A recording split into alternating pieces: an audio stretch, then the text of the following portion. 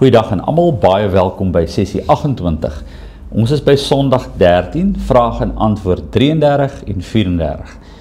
So die vraag 33 is, waarom word Christus die enigste seun van God genoem, terwyl ons tog ook kinders van God is?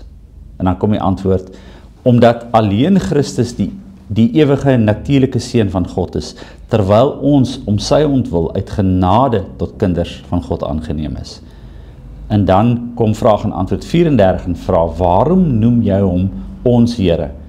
En dan kom die antwoord, omdat hy ons na liggaam en siel van ons sondes en uit alle heerskappy van die duiwel, nie met goud of silwer nie, maar met sy kosbare bloed tot sy eiendom verlos en vrygekoop het. So skalk ons praat oor, ons is kinders van God, en hoe ons kinders van God is. Ja, Marius, maar ons begin eers by die unieke kind van God. Interessant, die woordjie eniggebore of enigste, wat byvoorbeeld in Johannes 3 vers 16 voorkom, want so lief het God die wêreld gehad, dat hy sy eniggebore seun, enigste seun gegee het, word in die 2020 vertaling uitstekend vertaal met unieke. Ja, dit is interessant. Ja, want die woordjie Eniggebore en uniek. Uniek, want dit is eintlik wat die woordjie eniggebore in die Grieks wil sê. Hy wil nie sê hy is die enigste een wat gebore is nie. Hy is die unieke seun van God. Daar's niks anders in die hele skepping wat met hom vergelyk kan word nie. Hy is uniek in sy seunskap van God. Dit is dieselfde wat ons kry in die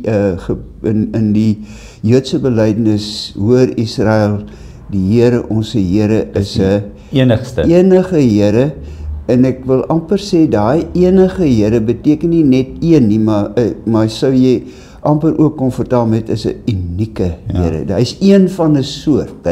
Daar is niks, niemand anderster, nêrens is daar iemand wat met hom vergelyk kan word nie. Hy is uniek. Daar's net een.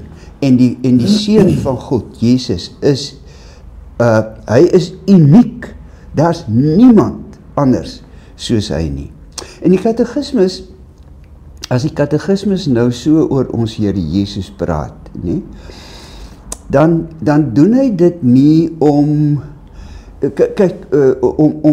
om ons aandag te vestig op iets buite ons wat ons nie noodwendig raak nie. Kyk, ons het nou, ek en my goeie liewe vroukie het nou onlangs 'n paar vriende opgelaai en ons het gaan blomme kyk. En die blomme was van jaar hier in die Namakoland asemrowend mooi, nee. So ek kan nou sê, kyk daai blom, jy weet, en kyk daai, het jy hierdie gesien, en kyk 'n bietjie daai geel is, en so aan, maar dit is, kyk daar, en die katekismus wil nie in die eerste plek vir ons sê, kyk daar na Jesus toe nie. Hy wil sê, kyk daar na Jesus toe, maar dan is hy die heeltyd betrokke by wat is my troos. So die katekismus het ek reg aan die begin, toe ons oor die katekismus begin praat, het gesê, die katekismus, jy het in die teologie, in die denke oor God, het jy twee wyses van denke. Jy het 'n dogmatiese denke.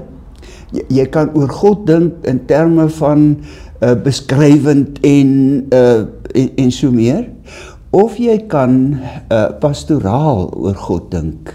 Jy kan oor God dink en sê, wauw, hierdie God troos my. Dis wat jy as pastor by mense kom. Jy gaan nie met dogmatiek by mense aankom nie. Jy gaan met pastorale teologie by mense aankom. En jou prediking is, as dit goed is, ook pastorale prediking. Dis 'n troostende prediking. Maar juist die wonder van wie Jesus is, vertroos ons. Daarom kan ons nie net sê, ag, wees getroos nie. Ons moet sê, wees getroos omdat Jesus so is. Daarom kan jy getroos wees. Maar as jy dink dat Jesus so is, weet dan dat jy getroos is. Ja. Dit is, die twee is onlosmaaklik aan mekaar verbonde en die katekismus kom en hy vat hierdie 12 artikels wat ons sondae bely, wat so maklik in, kyk daai blom ding kan wees en hy praat die hele tyd oor, wat beteken dit vir jou? Hoe raak het my? En so die katekismus verkies dus om as hy oor die kindskap van Jesus praat, dan sommer ook oor ons kindskap te praat. Ja. Want die twee staan nie los van mekaar nie. Ek sien jy lus om iets te sê. Nee. Nee, ja, so in daai kindskap, in daai verhouding kry ons, is daar iets bekend. Want weer eens ons werk met bekende goed. Ons verstaan die ou ding tussen ouers en kinders. En ons neem nou die rol, ons is ouers, maar nou neem ons die rol van kinders aan. So, en die troos daarin is, jy het 'n God wat 'n vader is, 'n moeder is, 'n ouer is. Ja, die ding is, nou vra die katekismus nie, hy sê, hy sê, Jezus is die unieke seun, maar ons word ook kinders genoem. Ja. Maar want ons is aangeneem tot kinders. Dis vir my die wonderbare van die woordjie aanneming. Een van my ou proffe,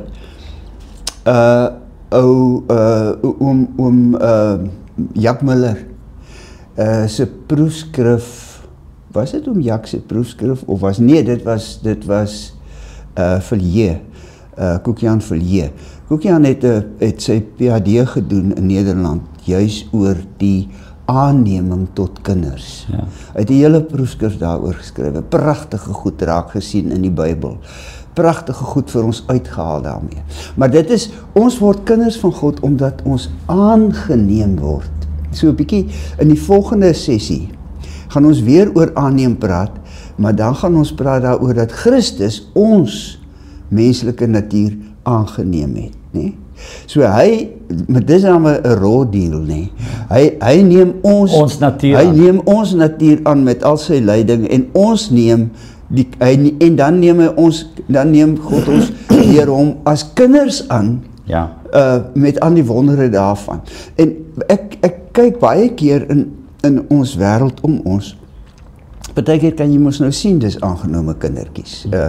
Dit is vir my baie mooi, ek is baie bly oor die wonderlike ontwikkeling, dat ek baie keer 'n blanke egpaar sien met swart kindertjies. Dit is ooglopend mos nou, aangenome kindertjies. Ek het nog nie dit andersom gesien nie, maar dit is ook moontlik. Maar dit sê vir my dat hier iets in die harte van mense gebeur het, nou goed, so dit is nie hulle eie kinders nie, maar mens, dis vir my mooi om te sien hoe so mamma haar aangenome kindertjies versorg en lief het, en moenie oor die pad hardloop nie, en kom hier so, so aan. So dit is maar mooi wat jy sê, ons dink aan aanneming van jy neem iets, 'n kind word aangeneem, maar aan die ander kant neem die ouer, neem daai kind se natuur aan. So daar's 'n oorkruising, dis nie net aan die een kant wat iemand ingebring word nie. Ja. En ek dink dis die punt wat jy maak, is God, jy het nou mooi gesê, God neem ons natuur aan. En terwyl hy ons natuur aanneem, gebeur daar iets met ons. Ja, ons word aangeneem, ons word dan aangeneem as kinders van God, met die volheid van wat dit beteken, want ons is volledig kinders van God. Ek bedoel, Paulus sê, ons is erfgename, want in Galasiërs 3. En vraag is nou, wanneer hou jy nou op om kind te wees? Jy weet, nee, net die hele want dis weer 'n metafoor wat gebruik geword om uitdrukking te gee aan iets wat ons nie eintlik altyd verstaan nie. Dis mos nou, daar's 'n groot betekenis daar agter. Maar die hele ding, ek bly 'n kind van God die hele tyd. Tot in ewigheid. Ongeag dan skuld, sonde, daar geld hierdie verbintenis. En dis 'n groot ding dat jy nooit jou kindskap verloor nie. Of hoe dink mense? Dink hulle dat jy dit verloor? Ek dink mense dink dat jy dit verloor, want iemand het my tog nou die dag gevra, jy weet, oor die ding is, as jy 'n kind van God is, kan jy weer ophou om 'n kind van God te wees. My antwoord was nee, ek dink nie so nie. Ek sal eendag vir die liewe Here vra, maar as ek na die Bybel kyk, dan lyk dit vir my, as jy aangeneem is tot sy kind, dan bly jy sy kind. Jy is baie keer, ek wil amper sê 'n freaking stout kind, maar ek weet nie, die woord freaking is dalk nie goed nie. Maar jy is baie keer 'n stout kind, maar jy is 'n kind. Want weet jy, gister sit ek by 'n ou vriend wat jarelang skoolhoof was, en 'n afisiehoof was, en sy ou skoolhoof, hulle is nou albei afgetree, sit daar, en die juffrou het ook na die ou vriend se verjaarsdag toe gekom. En ons sit en gesels, en hulle begin kinders oprakel, wat, jy weet, en party van die kinders het ek ook goed geken. Hulle was bekend in die gemeente en gemeenskap as ernstige stoutertjies. En hulle praat oor die kinders, maar weet jy wat die interessante ding is? Hulle praat met liefde oor die kinders. En ek dink dat die Here oor sy kinders, as hy ons aangeneem het deur die Here Jesus, dan praat hy steeds met liefde oor ons. Ons gaan nooit verloor nie. Dit het met my, weet jy, daai pennie het by my geval in my eerste jaar op universiteit. Daar was 'n senior tokkelok in die kamer langs my. 'n wonderbare ou, hy het later sendeling geword. Hy was omtrent finale jaar toe ek eerste jaar was, en hy het sendeling geword in die Transkei. Maar 'n wyse ou, ou hierdie Pretorius. En ek stap eendag by hom in eerste jaar, sê ons nou vir die seniors meneer in die koshuis in my tyd. En ek sê vir hom, meneer, ek het 'n kwelling. Sê nou ek loop op die suidpaadjie en ek dink, en ek sê, nee, ek glo nie daar's 'n God nie. Daar is nie 'n God nie, en daar was en Jesus was maar net 'n gewone mens, en ek stap van die suidpaadjie af en 'n kar ry my net daar dood. Is ek gered of is ek verlore? Ja. Hy het nie my so gekyk. Hy het vir my gesê, Skalk, as jy gered is jy gered. Ja. Jy word nie gered omdat jy aktief die hele tyd glo nie. Ja. Jy word gered omdat Jesus vir jou gesterf het. Ja. Kan ek vir jou 'n moeilike ene vra? Ja, vra.